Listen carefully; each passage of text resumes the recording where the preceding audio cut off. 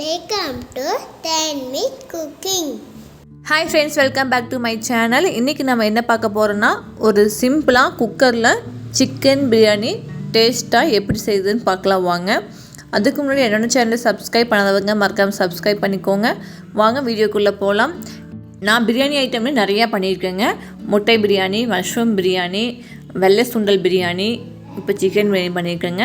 சூப்பராக இருக்குது. நீங்களும் செஞ்சு பாருங்கள். செஞ்சு பார்த்து கமெண்ட்டில் சொல்லுங்கள். வாங்க வீடியோக்குள்ளே போகலாம். என்னோடய சேனலை சப்ஸ்கிரைப் பண்ணிகிட்ருக்கவங்களுக்கும் என்னோடய சேனலை பார்த்துருக்கவங்களுக்கும் மனமார்ந்த நன்றிங்க. என்னோடய சேனல் சில பார்க்குறீங்க, ஆனால் சப்ஸ்கிரைப் பண்ணாமல் பார்க்குறீங்க. மறக்காமல் சப்ஸ்கிரைப் பண்ணிக்கோங்க. வாங்க வீடியோக்குள்ளே போகலாம். இப்போது சிக்கனை ஒரு 3/4 கிலோ சிக்கன் எடுத்துருக்கேங்க. அதுக்கு இப்போ நான் சுத்தமாக கழுவி மஞ்சத்தூள் போட்டு கழுவி எடுத்து வச்சுருக்கேன். அது இப்போ சிக்கனுக்கு பிரியாணிக்கு சிக்கனை மேரினேட் பண்ணி வச்சுக்கலாம். 2 டேபிள் ஸ்பூன் தயிர் எடுத்துக்கிறேன். பிரியாணி மசாலா 2 ஸ்பூன் எடுத்துக்கலாங்க. பிரியாணி மசாலா எப்படி செய்கிறது அப்படிங்கிறது நான் முட்டை பிரியாணியில், வெள்ளை சுண்டல் பிரியாணியில் என்னென்ன போடணும் அப்படிங்கிறது, மசாலா என்னென்ன இருக்குது, என்னென்ன வேணும் அப்படிங்கிறது நான் ஆல்ரெடி சேர்த்து போட்டிருக்கேன். பார்த்துக்கோங்க. ஸ்பூன் போட்டாச்சுங்க. மஞ்சத்தூள், மிளகாய்த்தூள், உப்பு எல்லாம் போட்டு நல்லா மிக்ஸ் பண்ணிக்கலாங்க. மிக்ஸ் பண்ணிவிட்டு ஒரு அரை மணி நேரம் நல்லா ஊறட்டும். சிக்கனுக்குள்ளே சிக்கன் உப்பு காரம் எல்லாம் ஃபுல்லாக இறங்கிக்கும். இப்போது இதில் 1.5 பொடி அரிசி எடுத்துருக்கேங்க, ஊற வச்சுருக்கேன். சாப்பாட்டு அரிசி தான் எடுத்துருக்கேங்க. இஞ்சி பூண்டு நம்ம அரைச்சி எடுத்து வச்சுக்கலாம். இஞ்சி ஒரு அரை துண்டு இஞ்சி எடுத்து வச்சுருக்கேன், தோல் சீவி. பூண்டு ஒரு கட்டை நாட்டு பூண்டு எடுத்து அரைச்சி வச்சாச்சுங்க. இப்போது தேவையான அளவு எண்ணெய் சேர்த்திக்கலாம்.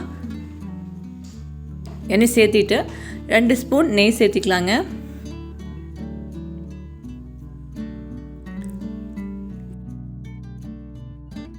பிரியாணி இலை, முந்திரி பருப்பு ஒரு 4 முந்திரி பருப்பு கட் பண்ணி வச்சுருக்கேங்க. 2 அன்னாச்சி பூ, கல்பாசி, ஏலக்காய் 1, சோம்பு அரை ஸ்பூன், மராட்டி மொக்கு, இது எல்லாத்தையும் போட்டு தாளிச்சு விட்டுக்கலாம். நல்லா பொரிஞ்சு வரட்டுங்க. இப்போ இதெல்லாம் நல்லா பொரிஞ்சு வந்ததுக்கப்புறம் பெரிய வெங்காயம் 2 எடுத்துருக்கேன். அதையும் நீல வாக்கில் கட் பண்ணி சேர்த்துக்கலாங்க. அது கூட பச்சை மிளகாய் கீரி சேர்த்திக்கோங்க. கருவேப்பிலை சேர்த்திட்டு நல்லா வெங்காயம் நல்லா வதங்கி வரட்டும். வெங்காயம் வதங்கிறதுக்கு உப்பு சேர்த்திக்கலாங்க. சேர்த்திட்டு எந்த பிரியாணியாக இருந்தாலும் நீங்கள் வெங்காயம் நல்லா வதங்கினா தான் டேஸ்ட்டு கொடுக்குங்க. ஒரு ப்ரௌனிஷ் கலரில் வந்ததுக்கப்புறம் நம்ம அடுத்து தக்காளி பழம் சேர்த்திக்கலாங்க. பாருங்கள், இப்போ இந்த அளவுக்கு வெங்காயம் நல்லா வதங்கி வந்துடுச்சு. இப்போது 2 தக்காளி பழம் அரிஞ்சு வச்சுருக்கேன், அதையும் நம்ம சேர்த்திக்கலாங்க. தக்காளி எப்போவுமே தக்காளி வதங்கும் போது தீ சிம்மில் வச்சு மூடி வச்சுருங்க. தக்காளி நல்லா குழஞ்சி வந்துடுங்க.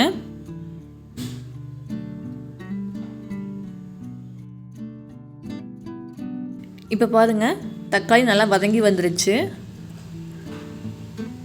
இப்போ இது கூட தக்காளி வதங்கினதுக்கப்புறம் 3 டேபிள் ஸ்பூன் இஞ்சி பூண்டு விழுதுங்க, அதையும் சேர்த்திக்கலாம். சேர்த்திட்டு பச்சை வாசனை போன வரைக்கும் நல்லா வதக்கி விட்டுக்கலாங்க. இஞ்சி பூண்டு பச்சை வாசனை போனதுக்கப்புறம் 2 கைப்பிடி அளவு புதினா தலை இல்லை அப்படின்னா பிரியாணி டேஸ்ட்டு கம்மியாக தாங்க இருக்கும். புதினா தலை நல்லா டேஸ்ட் நல்லா இருக்குங்க.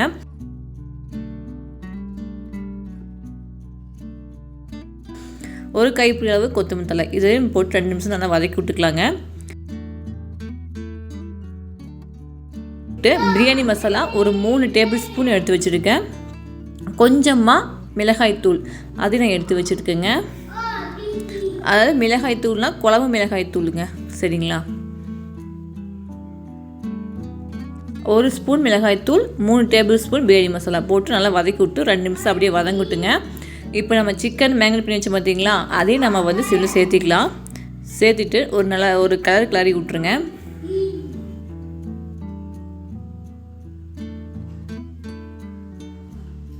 நல்லா கிளறி விட்டுட்டு ஒரு 2 நிமிஷம் நல்லா மூடி வச்சுக்கோங்க. தீ சிம்லேயே வச்சுக்கோங்க.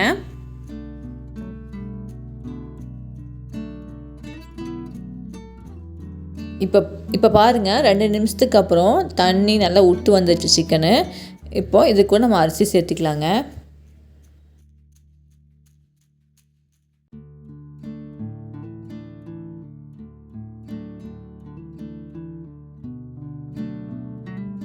அரிசி சேர்த்துட்டு ஒரு 2 நிமிஷம் இப்படியே கிளறி விடுங்க, அரிசியும் சிக்கனும். அதுக்கப்புறம் நம்ம தண்ணி சேர்த்துக்கலாங்க.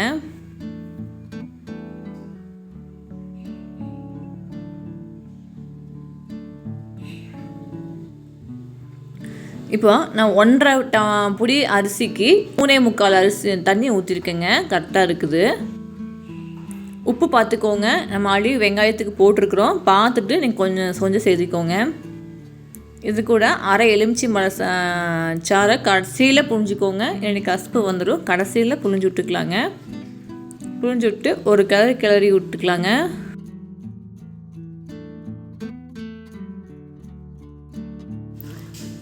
கொஞ்சமாக கொத்தமல்லி தழை சேர்த்திக்கலாங்க. சேர்த்திட்டு நம்ம மூடி வச்சுக்கலாம்.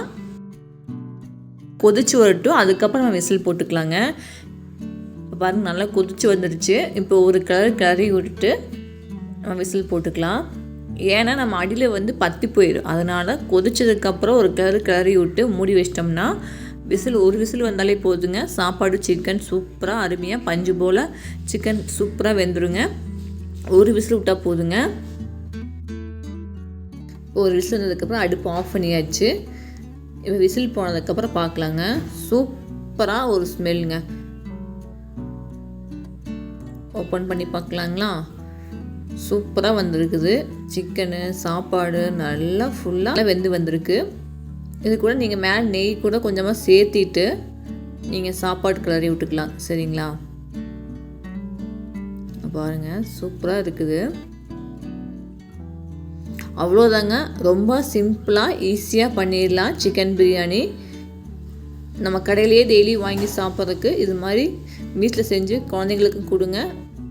நம்ம இதில் கூட இஞ்சி பூண்டு மசாலா பிரியாணி மசாலா எல்லாம் சேர்த்திக்கிறதுனால இது உடம்புக்கு ரொம்ப நல்லது தாங்க.